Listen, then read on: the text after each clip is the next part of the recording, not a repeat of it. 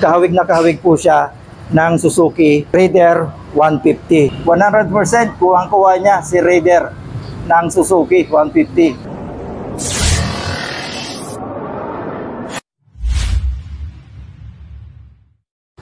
Good morning mga kabiyahe. Andito tayo sa Mitsukoshi Motors. Dito po yan sa Alabang Zapote Road, 30 Real Street, Las Piñas City. So meron tayong i-review na kasing tulad o kagaya ni Suzuki Raider 150. At ngayon nga ay ating makikita kung ito ba ay papasa sa inyo. Tara, punta natin. Let's go. So mga kabiyahe, ito nga si Euro Motors.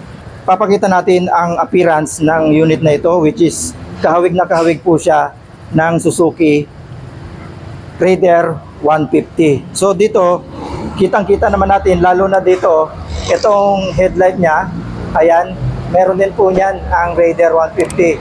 At ang kagandahan dito mga kabiyahe, ito ay hindi na po halogen bulb, kundi ito po ay naka-projector lamp. Ito mga kabiyahe, ang presyo ng unit na ito. So kung makikita nyo mga kabiyahe, sa presyo pa lang, malayong-malayo na kay Suzuki 150. Ayan. So ito nga si Euro Motors Sport R125. At ang presyo nito sa cash ay 50,900 pesos. Ayan po, may unit ka ng ganito na napaka-forma. At kung kukunin natin mga kabiyahe ng installment, may down payment tayo dito na 3,500 pesos. At ito po mga kabiyahe ay nagbibigay ng hanggang 3 taon. So meron tayo dito ang 6 months, 12 months, 18 months, 24 months, 30 months o 30 buwan, 36 months. Ayan, hanggang 3 taon yan mga kabiyahe. So dito, binabasyan natin sa presyo. Ayan, yung 6 months niya mga kabiyahe 9,845 pesos sa buwanan. Yung 6 months lang po yan. So yung isang taon natin, 5,450. Ayan, sa isang taon. At yung 18 months naman mga kabiyahe, mababa na. Ito ay nagre-range na lang ng 3,985 pesos. At sa 24 months o 2 taon, ito na lang po ay may 3,252 pesos. Ayan, sa 2 taon po yan. At sa 30 months naman mga kabiyahe, 2,812 pesos. At ito po yung pinakamababa sa loob po ng 3 taon. Meron na lang po tayong babayaran na 2,519 pesos. Yan po para sa 3 years. So dito mga kabiyahe, ito si 125 at ito naman si 110. So ang difference nila mga kabiyahe, itong si 110 naka-spokes pa siya. At dito sa kanyang headlight, naka-halogen bulb siya. At mayroon din siyang ginamit na bulb type sa kanya mga turn signal. At yung kanyang handle, ayan, hindi po siya naka-clip on. So dito tayo kay 125. Ito po ay malayong-malayo na sa headlight pa lang. Ito po ay naka-projector lamp na 2 at naka-LED na po lahat ng ilaw niya. At dito po sa kanyang mags ay naka-mags na rin po siya sa kanyang rim. At dito po sa braking system, ito po ay naka-disc brake na. Sa 110 po ay naka-drum brake lang. At pati po sa kanyang makina, yun nga po 110, ito po ay 125 na. At maging dito po sa kanyang handlebar, ito po ay naka-clip on na. At meron din po itong analog at meron din digital. So, mix po siya. Sa 110 natin, puro lang po analog. Yun po ang diferensya ng dalawang unit na ito, which is same po sila, pero ito po ay 125. Yung isa naman ay 110. At ang presyo po ng 110 ay napakalayo dahil ito po ang presyo ng 110 natin. Euro Sport E 110. Ang cash po niya ay 40,900 at ito naman po ang kanyang down payment sa baba. At meron din po siyang hanggang 3 taon na binibigay na installment. At ito na nga po, yung 125 natin ay may cash naman ng 50,900. So ang difference po nila halos nasa 10,000. So yun po mga kabiyahe, ang difference ng dalawang unit na ito. Bali na-upgrade po si 110, ito po ay 125. So ikutan natin ang unit, ayan. Talaga naman napaka-slim na ng itsura niya at napakalinis tingnan. At napaka-elegante rin mga kabiyahe sa kanyang pairings. Ayan, na makikita natin dito R125 na may mga decals na orange, yellow. Ayan, may red at may black. At glossy black ang main color niya mga kabiyahe, yung unit niya. At dito mayroon siyang racing sport. Ayan. At dito po sa unahan, sa kanyang edge, Euro motor. At yung kanyang fender, napaka-elegante dahil imagine niyo mga kabiyahe, sa isang unit na ganyan, may combination siya ng red. Glossy red yan mga kabiyahe, na talaga naman ang ganda ng combination ng pagkagawa ni Euro motor. At ito nga sa kanyang cowling dito sa taas, sa headlight. Kung mapapansin niyo mga kabiyahe, ayan, focus tayo sa ating headlight. Kuhang-kuha niya talaga, wala na tayong sasabihin na iba. 100% kuhang-kuha niya si Raider ng Suzuki 150. At ito rin po, pag ito po ay naka-activate kagaya po ng Raider, iilaw din po yan. At yan po ay naka-full LED na po lahat ng kanyang ilaw. Ito mga kabiyahe, yung kanyang gulong dito sa unahan na may sukat na 2.50 by 17. Ayan. At nakaano tayo dito mga kabiyahe sa kanyang braking system dito sa unahan. Naka-disc brake tayo dito na may dual piston caliper yan. At ito yung kanyang fender na napaka-elegant. Naka-dolphin shape siya mga kabiyahe. Ang astig tingnan. At ito ay hard plastic na may decals na yellow at white. Talaga naman tayong-tayo ang kanyang kaastigan. Pula, pagdating dito sa baba ay black na siya. So dito tayo sa kanyang mags, ayan. Mags na po yan. Tube type pa rin ito mga kabiyahe. Ayan. At dito sa kanyang telescopic fork, ayan. Okay din yung kanyang telescopic fork. At dito nga sa kanyang cowling sa taas, gumagamit tayo dito ng projector lamp. High and low beam yan mga kabiyahe, dalawa yan. At dito, LED yan. Pati ito, umiilaw to mga kabiyahe. At ito, yung kanyang taas, mayroon tayo dito ang sticker na Euro motor. So dito tayo sa kanyang engine, mayroon dito naka-emboss na Euro motor. At mayroon tayo ditong foot brake na naka-chrome. Napakalambot lang din mga kabiyahe. At ito naman yung kanyang kick starter. Yung apakan ng ating rider. At ito naman yung apakan ng pillion. At ito mga kabiyahe, naka-silver lang siya. At ito ay alloy o aluminum. Ito, hard plastic ito mga kabiyahe. Naka-extend pero ano to, cover lang to. Ito naman ang appearance ng kanyang exhaust na may heat guard siya dito na metal. At naka-chrome din yan mga kabiyahe. At mahaba rin yung kanyang exhaust. Pagdating naman sa braking system dito sa likuran mga kabiyahe, ito ay naka-mechanical drum brake pa din dito sa likuran. At naka-max din siya. At ang sukat naman ng gulong niya dito sa likuran, 2.75 by 17. Ayan. At naka-dual shock absorber siya dito. So ito naman ang appearance dito sa likuran niya. Ito yung fender dito sa likuran na napaka-slim na. Ito may ilaw to dito mga kabiyahe para mailawan yung ating license plate. At itong kanyang tail light ay naka-LED na rin yan. At ito ay naka-daytime running din yan. Kung halimbawa naka-activate yung ating unit, ito po ay naka-ilaw ito. Itong parang smoke red na ito. Yan, nakailaw yan. At pagka magbe-brake naman tayo, mas lalakas pa yung ilaw niya. So dito, mabubuksan natin itong upuan na ito dahil may maliit ito ditong compartment lagayan ng ating battery.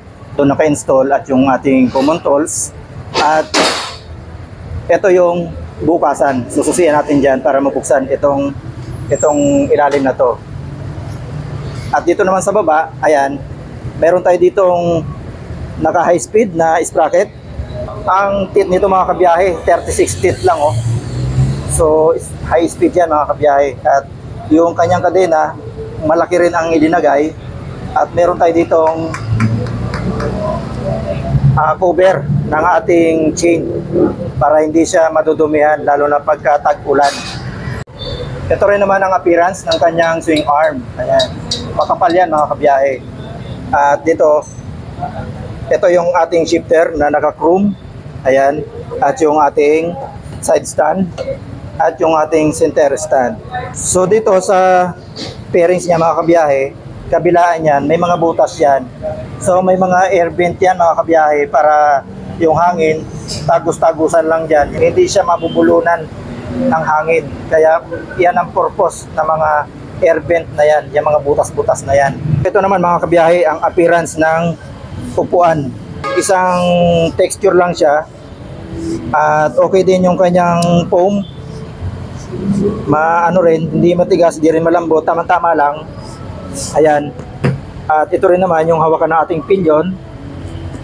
So dito tayo mga kabiyahe sa right hand grip natin. Ito, na napaka-smooth talaga. Ayan. At naka-bar end siya dito mga kabiyahe. Ayan. At yung kanyang front brake na napakalambot.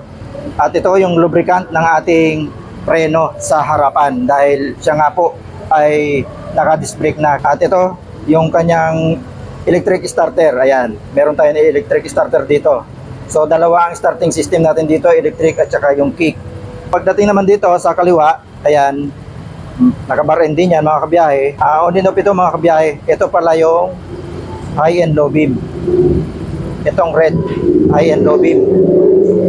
Tapos ito naman yung turn signal. Tapos yung busina. At mayroon tayo ditong choke. At ito nga po ay naka-clip-on handlebar na siya. Ayan. Na-adjust din ito mga kabiyahe.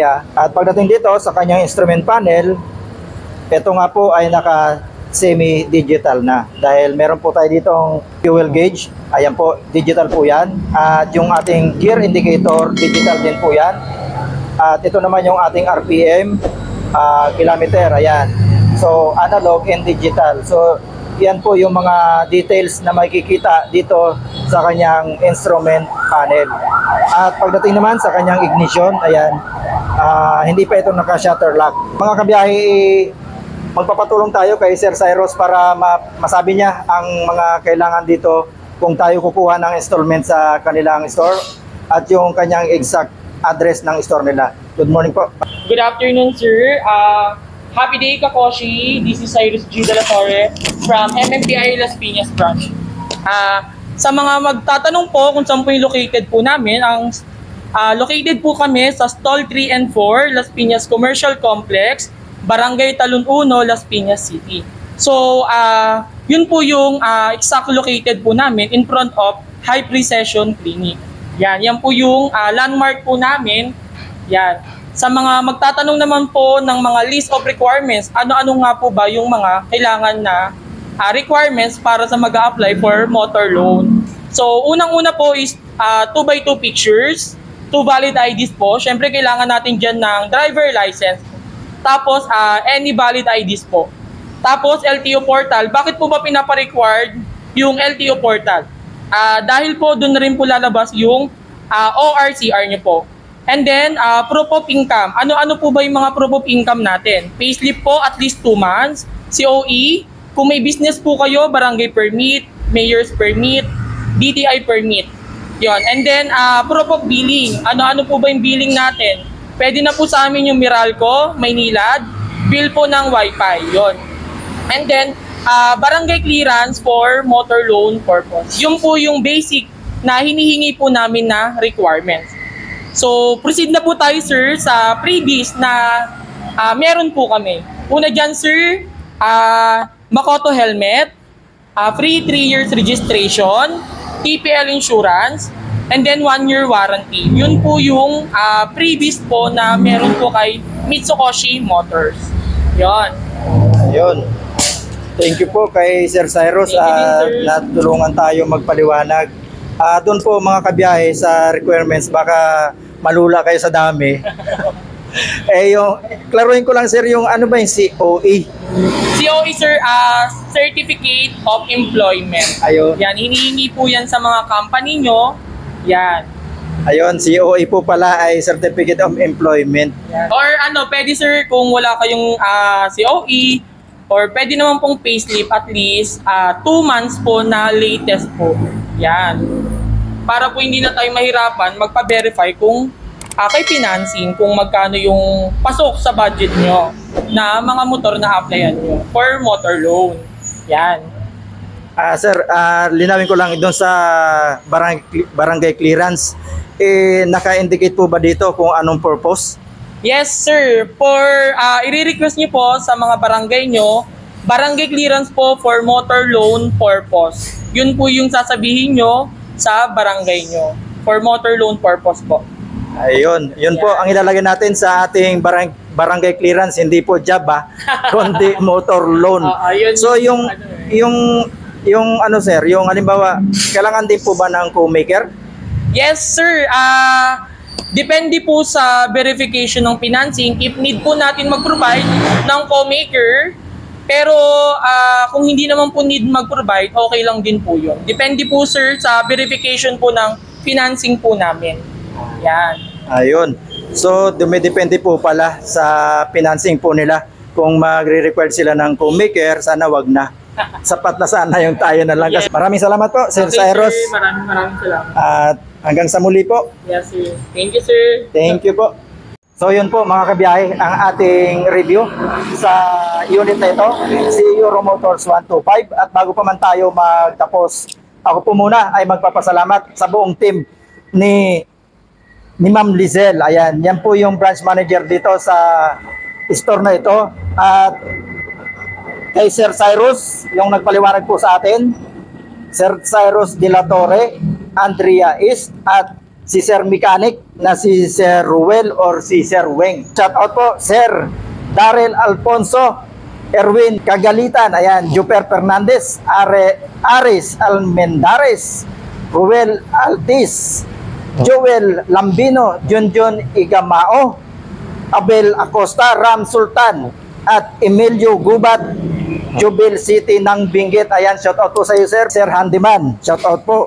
Nanay Ruby Channel, puntahan niyo po Nanay Ruby Channel. At si Road Biker Vlog, ayan, puntahan niyo rin po yan. Isa rin pong gala na tao. Si Rookie Nisamisan, ayan. Jestoni Opamen, Jace Ayan Santos, shout out po sa inyong lahat. Jason Evangelista, ayan, shout out po mga sir, ma'am, shout out po sa inyong lahat. Hanggang sa muli, kita-kits. At bago ko pala makalimutan mga kabiyahe, ikaw na nanonood, maraming salamat po. At ito pa nga po, muntik ko na makalimutan, si Sir Samuel Batchicha, ayan, na-meet po natin dito sa store si Sir Samuel. Ang kanya pong unit ay dito po nabili 2 taon nang nakakalipas. Tinanong po natin kung anong performance ng kanyang unit na nabili, which is ito po yung Marvel 125. Ayan, shout out sa mga Marvel 125 ng Mitsubishi. Ayan. Siya po ay hindi nagsisisi dahil napakaganda daw po ng performance. Ayan, shout out Sir Samuel Batchicha. Ayan, shout out po. At hanggang sa muli, kita-kits, Biyahe na Prank. God bless.